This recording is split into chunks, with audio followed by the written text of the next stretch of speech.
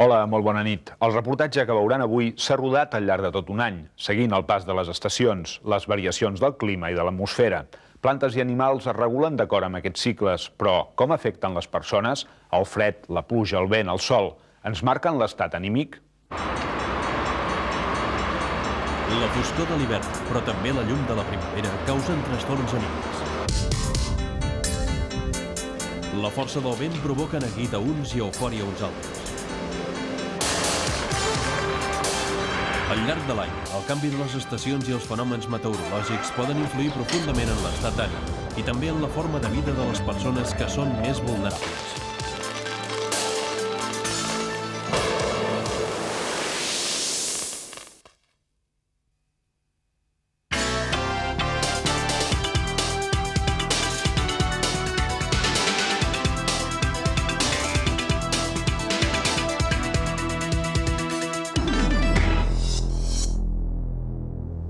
Benvinguts de nou al cicle de les estacions al llarg d'un any i com afecta les persones. Aquest és el tema que avui els presentem. El resultat és curiós i ens acosta a una realitat encara poc estudiada i, per tant, molt desconeguda.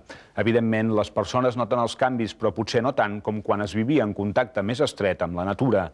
La saviesa popular insisteix que els canvis estacionals ens afecten i els científics, metges i estudiosos de la ment mostren un interès creixent a mesura que es va cap a una visió més global del nostre entorn.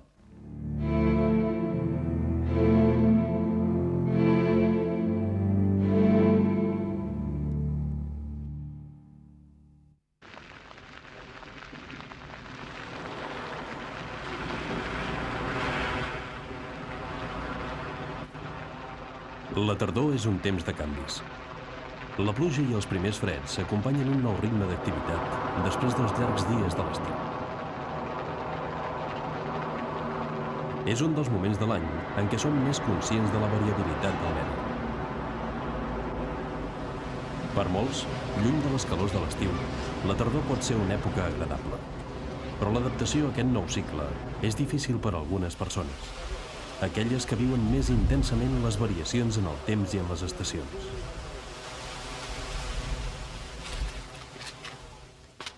L'època de la tardor és una època, per mi, que me sento amb compàs de la natura. Veure les fulles com es van quedant grogues, que aniran caient, que els arbres van quedant despullats, és una mica com si jo em sentís també una fulla d'aquest arbre que està caient. De seguida se m'acaba el dia. O sigui, se'm fa un dia curt. Aquesta és la final de l'etapa de l'estació que a mi m'agrada, que és l'estiu, l'estació de la llum. Ara entrem a l'etapa de la foscor.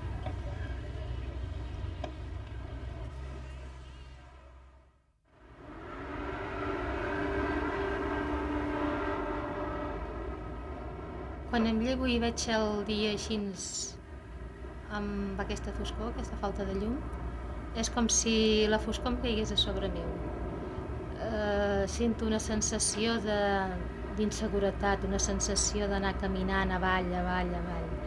És l'època que em dóna la sensació com si baixés al fons d'un puesto, podríem dir al fons d'un pou. Vas veient que et vas quedant tancat, com si et quedessis tancat en una cova. O sigui, et dona la sensació com els ossos quan hivernen, que es posen en un puesto fosc i no els importa res, ja pensant que quan vingui la claror, que quan vingui el dia llarg, quan vingui el sol, doncs ja tornaran a fer vida normal. És el que en realitat em passa a mi. La Maria Àngels pateix un tipus de depressió d'origen biològic a la qual s'ha donat el nom de trastorn afectiu estacional. La disminució de les hores de llum marca l'arribada dels símptomes. Tristesa, fatiga, dormir i menjar més, sobretot dolços. Aquest estat, que els psiquiatres tracten amb antidepressius, dura des de la tardor fins a l'arribada de la primavera, moment que dona pas a un estat d'ànim eufòric i positiu.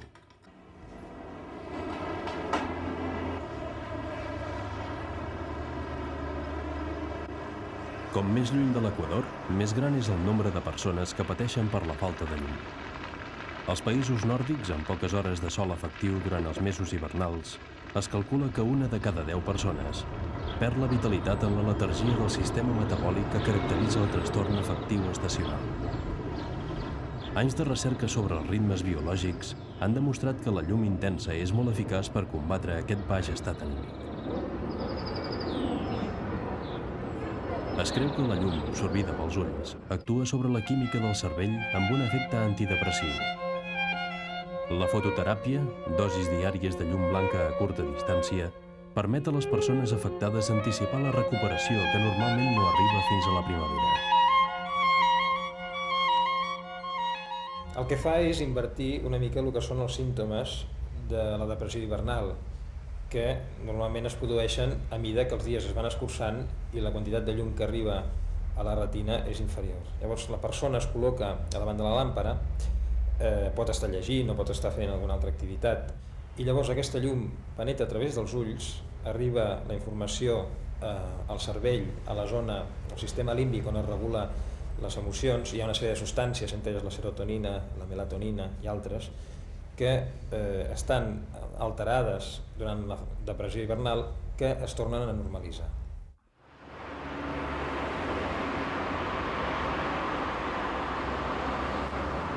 Els hiverns foscos no són exclusius dels països nòrdics. A l'àrea mediterrània, amb moltes hores d'insolació, hi ha també zones concretes on, per l'efecte de la boira, poden passar molts dies pràcticament sense sol, i els límits entre el dia i la nit es difuminen. Una situació meteorològica extrema que posa a prova la capacitat d'adaptació de moltes persones, físicament i anímicament. La boira realment és bastant angoixant.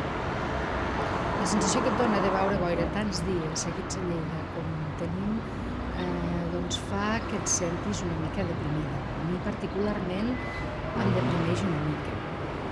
És el fet de que quan vas pel carrer i no veus el sol i passes molts dies sense veure'l, arriba un moment en què sents una sensació claustrofòbica forta.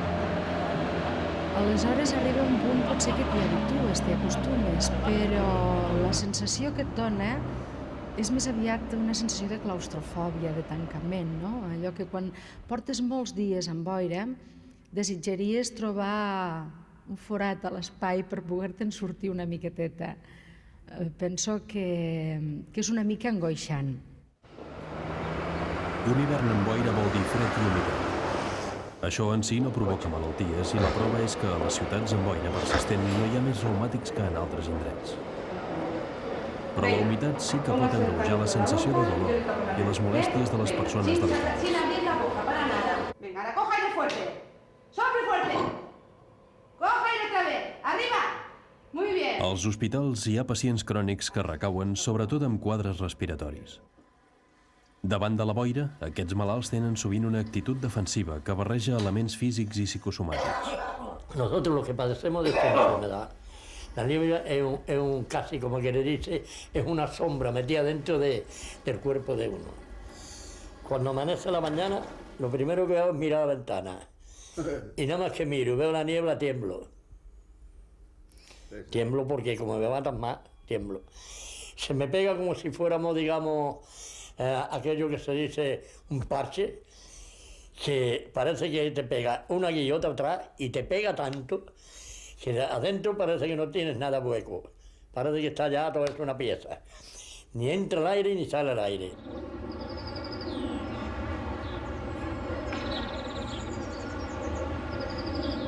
La niebla me encanta porque le da un ambiente un poquito así misterioso. Cuando ves que vienen los coches, que nada más se ve un poquito de luz, es un encanto. Me gusta y soy una señora que también tengo reuma, o sea, que no es aquella de decir, y no me afecta para nada a mí esto.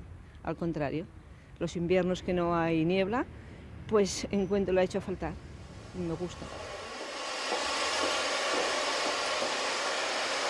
Obrir la finestra i dir que no és de nit o és veritat que de matí i comences el dia, te dona aquesta apatia de dir per què has de sortir ja, si no és necessari, no sé, no et dona bo, la veritat, produeix molta apatia el clima que tenim de la boira.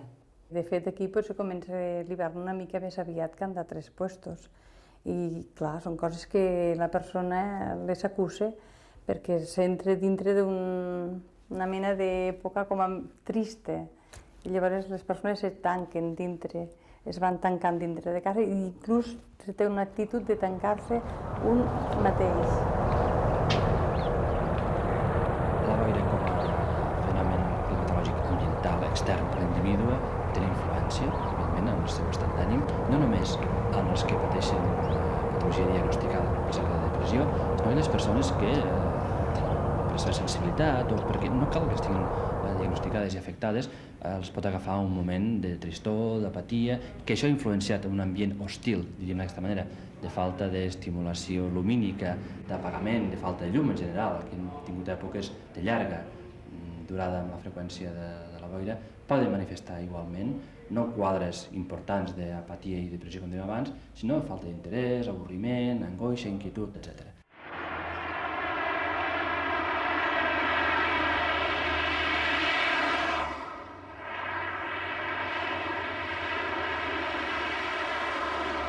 Mira, ja tinc el que volia, ja tinc la boira, que m'agrada molt. Aquesta sensació que n'hi ha que els dona depressió, doncs a mi em dona alegria. Una cosa que si jo cada any, quan arriba l'hivern, no la veig, doncs tinc la sensació de tristesa. Totes les coses, quan passen boira, se't presenten tapades. De lluny veus unes ombres i penses, sobretot això si és de nit, penses què serà això? Per exemple, veus uns llums, penses que serà un cotxe, serà un camió. No sé, és una aventura. És una aventura molt bonica conduir en boira. Jo de vegades m'he perdut, anant per llocs desconeguts. Una boira tan forta que m'he perdut.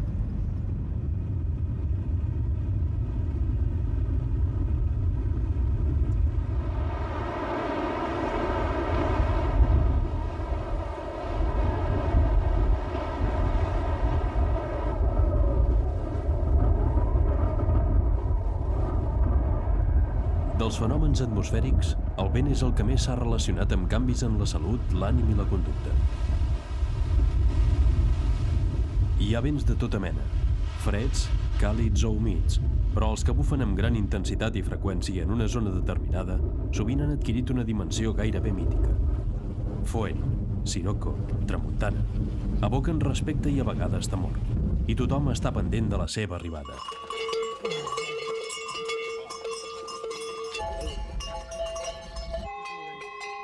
Vostè es posa nerviós, m'entén, quan sent la tramuntana, i llavors per això fotre aquest cop de caps uns amb els altres, i les vaques és igual. Les vaques també arrenquen de fugir, cap aquí, cap allà, amb el cul a l'aire, i ja pot comptar, mira, un pet de tramuntana fort, i no falla, això no falla, això el bestiar no falla. Sí.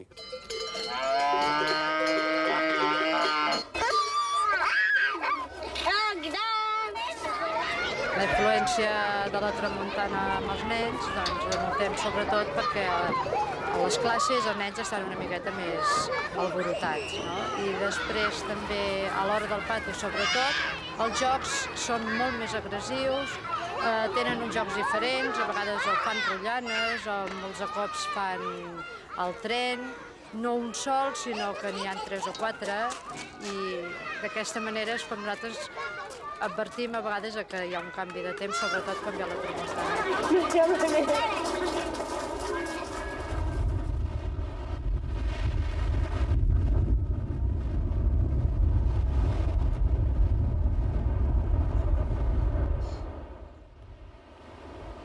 La tramuntana bufa amb intensitat fins a 70 dies l'any a molts indrets del nord-est de Catalunya, sobretot durant el període que va de la tardor a la primavera.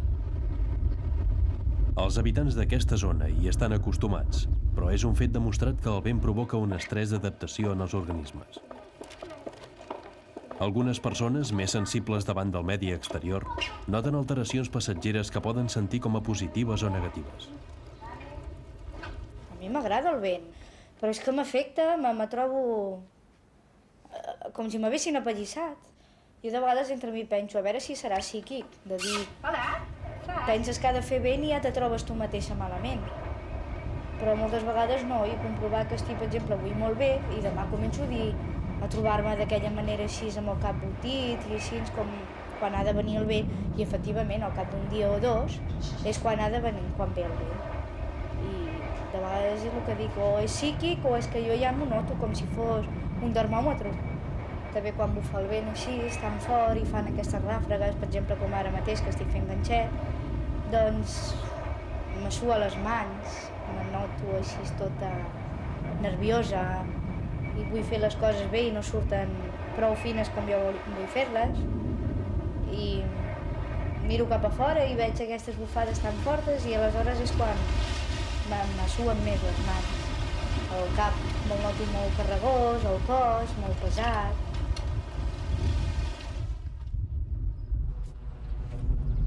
M'agrada obrir les finestres al dematí, que entri la tramuntana dintre casa.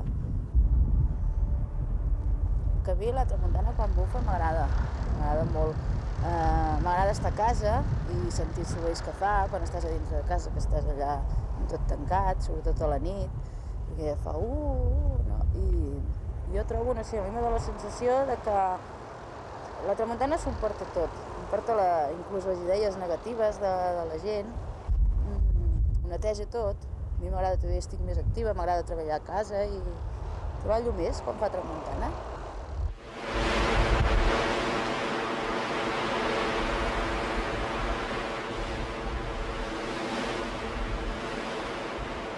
Doncs a mi la tramuntana, des de l'ego, quan la sento, me posa negra, perquè m'angoixa, li tinc por, perquè a vegades pica molt i sembla que la casa se t'hagi de caure a sobre.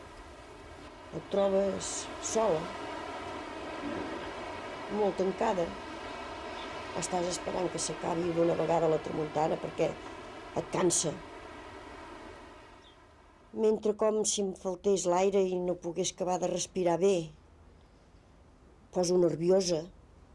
Poder ser que quedo malhumorada a vegades perquè, com que són coses inconscients, no te'n dones compte. I t'agafa malestar, mal humor. I l'única solució que tinc és venir aquí, obrir la finestra i agafar aire. I sembla que em passa una mica. Un estudi en curs de l'acció de la tramuntana sobre la població general ha detectat en prop d'un 10% de les persones enquestades reaccions físiques i anímiques importants. Les diferents maneres de respondre davant del vent es poden atribuir a les particularitats genètiques, físiques i psíquiques de cada persona.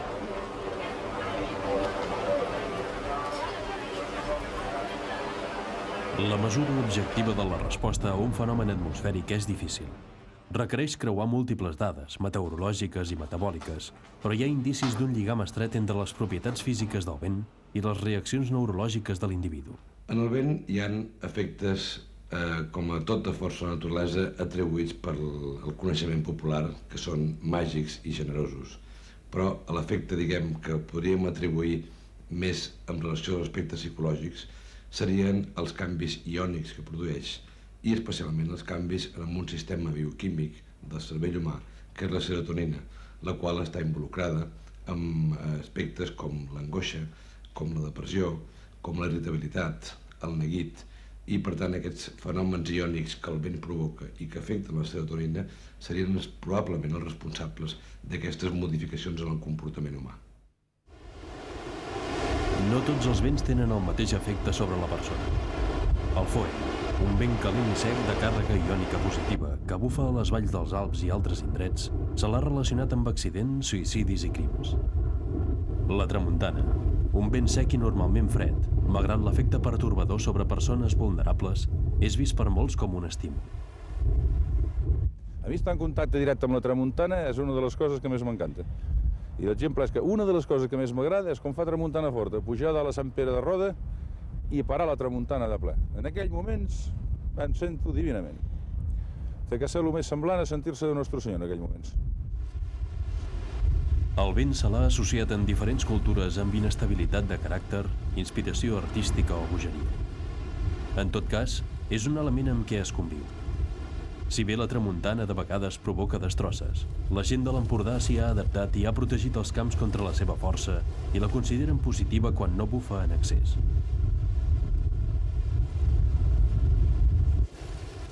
La veuen com un senyal d'identitat. Així com el vent defineix el paisatge i a vegades l'estil de vida, molts afirmen que també ha donat lloc a un caràcter especial.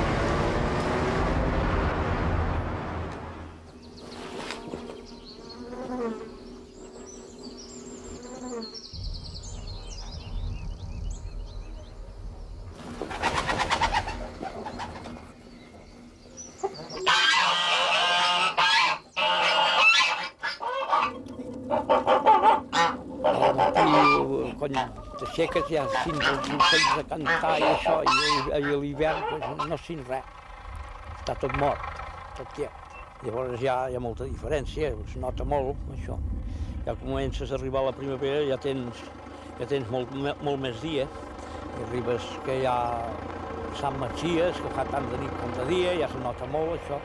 Llavors ja estàs a la cara del bon temps, ja notes que tens més, potser t'etapes més alegre. Els ocells també canten i els arbres comencen a florir i tot. Es nota molt, canvia. I quan els arbres tenen la sàvia, és igual que les persones, també la sang se't comença a remoure a la primavera. I llavors nosaltres també ens cal començar a treballar, ens cal començar a sortir cap al camp, a veure si fem alguna cosa, perquè tot se mou. Encara que la primavera és vista generalment com un període positiu de sortida cap a l'exterior i represa de l'activitat, metges i psiquiatres coincideixen que és també una època conflictiva. Canvis neurològics i hormonals acompanyen l'allargament de les hores de son. Les estadístiques indiquen més incidència d'algunes formes de depressió i un màxim anual en els suïcidis. Una alteració més benigna però freqüent és l'astènia primaveral, una pèrdua passatgera d'ànims i energia que coincideix amb l'arribada del bon temps.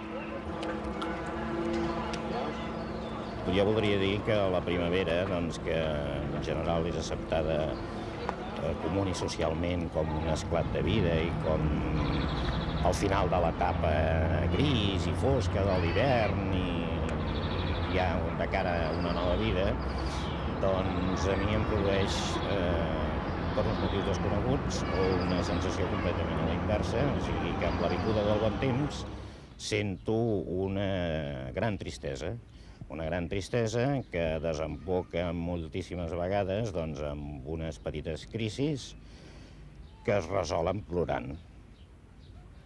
Això, afortunadament, és breu, és terapèutic, suposo jo, i després tot funciona normalment i es tornen a encaixar les peces i esperar un altre any a que torni a succeir el mateix, que és el que acostuma a passar.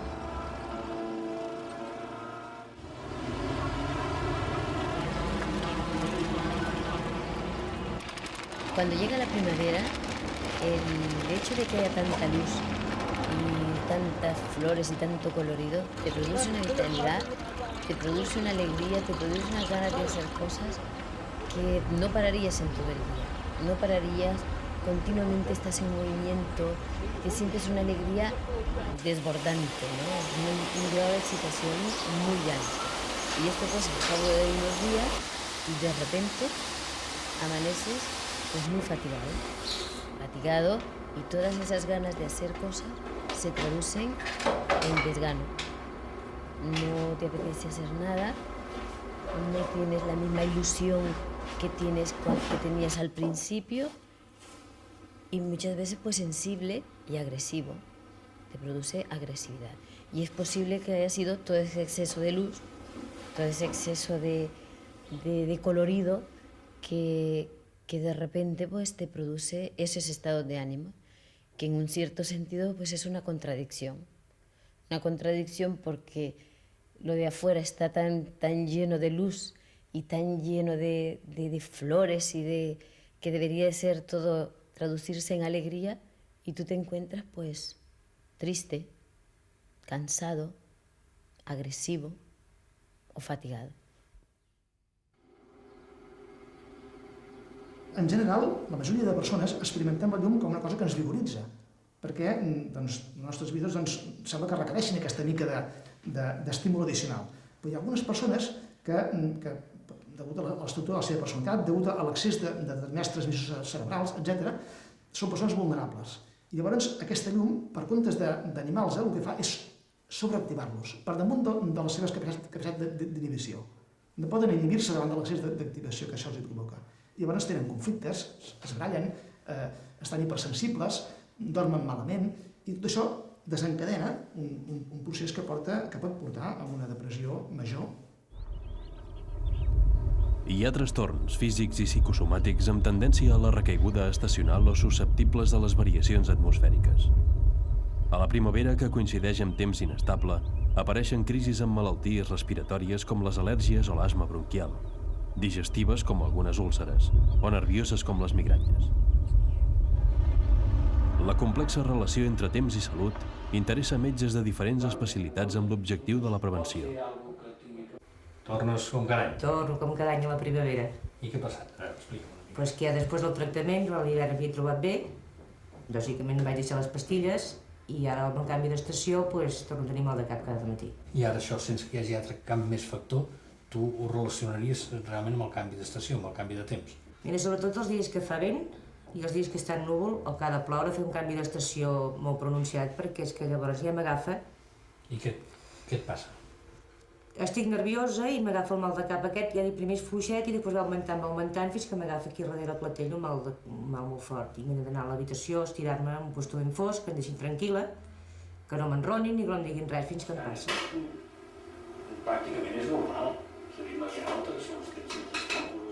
El sistema nerviós, encara que aïslat, té uns mecanismes de contacte amb l'exterior a través d'uns sensors que són els sentits, que el mantenen informat també de qualsevol canvi que pugui esdevenir en l'entorn. És a dir, el cervell té informació del grau de llum, del grau d'humitat, de la pressió atmosfèrica i dels canvis que es puguin donar amb aquesta. Això fa, encara que és molt difícil de mostrar a la pràctica per les múltiples variables que comporten i que intercalen, que en èpoques determinades de l'any, específicament a la primavera, aquests canvis siguin invocats amb freqüència pel propi pacient i contrastats per nosaltres amb la incidència de les visites, amb què la migranya o el mal de cap amb pinyes o altres tipus d'entitats neurològiques tinguin una molt més gran incidència en aquesta època de l'any.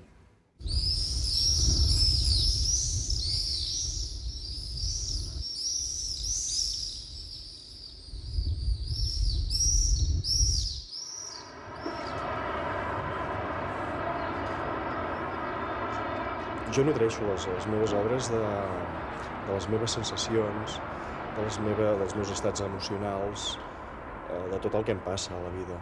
Llavors és evident que tot la meteorologia, el clima, influeix sobre l'estat d'ànim influeix i sobre els estats emocionals. Això queda reflectit sobre les obres, tant en la temàtica com en l'elecció dels colors, com en els traços, queda reflectit d'aquesta manera.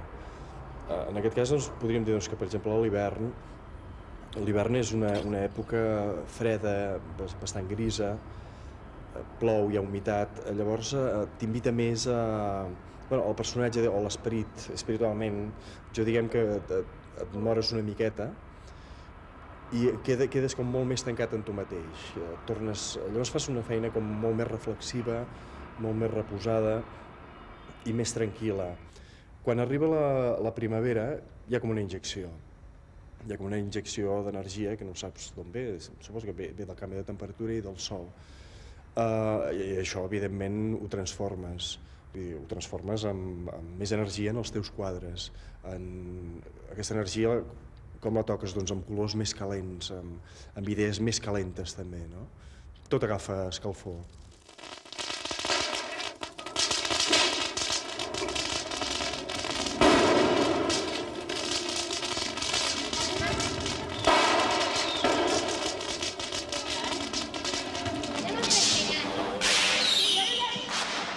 L'estiu és temps de festa.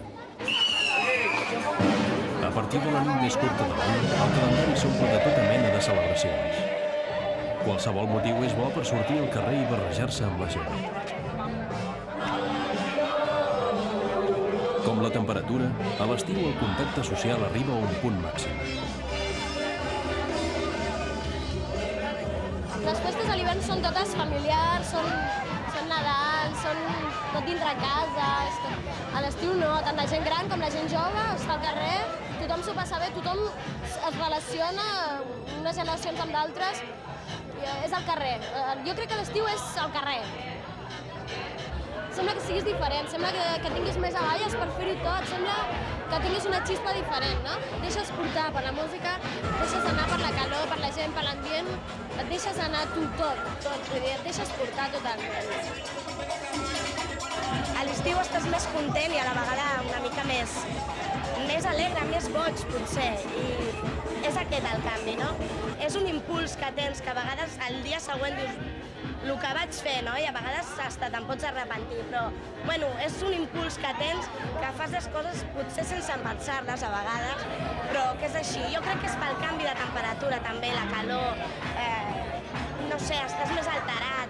Potser aquesta alteració condueix a això, no? A fer les coses sense pensar-les.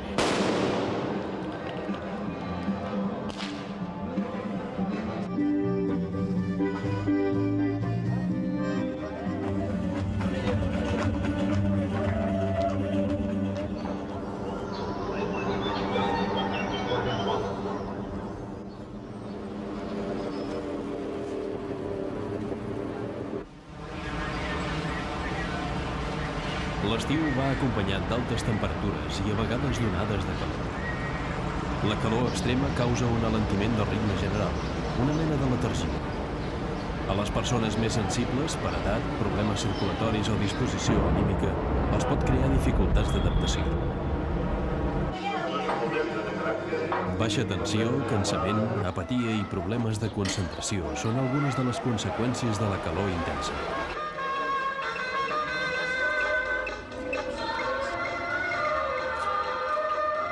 Aquestes calors o s'acaba l'estiu o ens acabem nosaltres. Almenys parlo jo per mi mateixa, perquè jo no l'aguanto la calor. Em posa de molt mal humor. Aquest temps que està fent a mi m'afecta molt, moltíssim. Es nota més, ho tenim a la circulació, la calor. Al dematí m'aixeco amb els peus bé, però el que és al vespre ja porto botes. Principalment, jo sóc una persona que som molt dormilega i aquest estiu no sé el que és dormir. I em passo moltes hores al balcó, sentada al balcó, que és on corre una miqueta més d'aire, perquè dintre de casa és impossible, que no es pot resistir.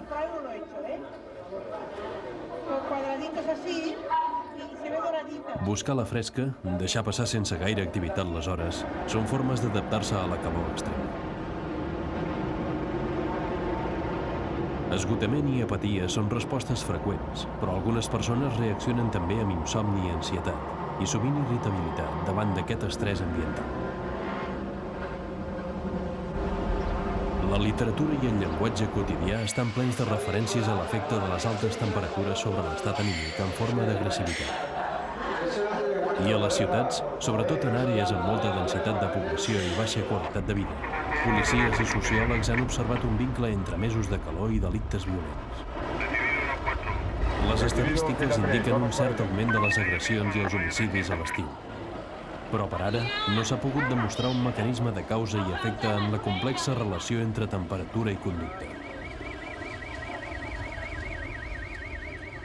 Ante una decisión importante como podría ser el suicidio de una persona o cometer un asesinato, un acto de agresividad hacia terceros, el que haya 40 grados o que sople la tramontana no constituye la fuerza principal, sino es obvio por la incapacidad de resolver los conflictos de esa persona. Pero aún así, cuando se examinan muchos suicidios o muchos crímenes, sí se observa que hay determinados tipos de tiempo que de alguna manera facilitan el paso al acto criminal o suicida y otros que pues echan la mano para atrás y que lo impiden.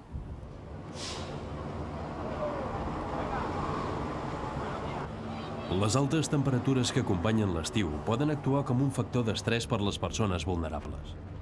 Però per un ampli sector de la població, els dies llargs i les nits càlides de l'estiu són sinònim d'un període de vitalitat, d'exaltació anímica, d'excitació i, en alguns casos, d'eufòria. Un temps molt esperat durant tot l'any, temps de vacances i, sobretot, d'extraversió, de dinamisme social i de disfrutar.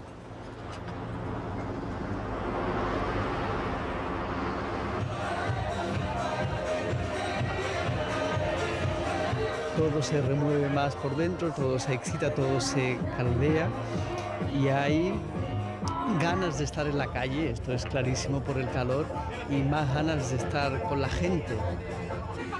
Yo por lo menos me siento como más extrovertido, me importa menos contar cosas, tengo más ganas de reírme, más ganas de charlar. Se despierta también en verano más la sensualidad, el goce de los sentidos, en todos los sentidos. O sea, hay más ganas de disfrutar del cuerpo, y me estoy refiriendo a bañarse, a tomar el sol, y me estoy refiriendo también a gozar más de las relaciones carnales, de las relaciones sexuales.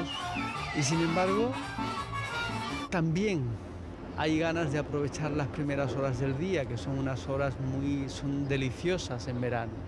Así que o no te acuestas o duermes muy poquitas horas, pero estar en pie, no estar metido en la cama en las primeras horas de la mañana en verano, porque el aire fresco, el olor a esas horas del día, todo, la luz es algo hermosísimo y pienso que sería una lástima perderse.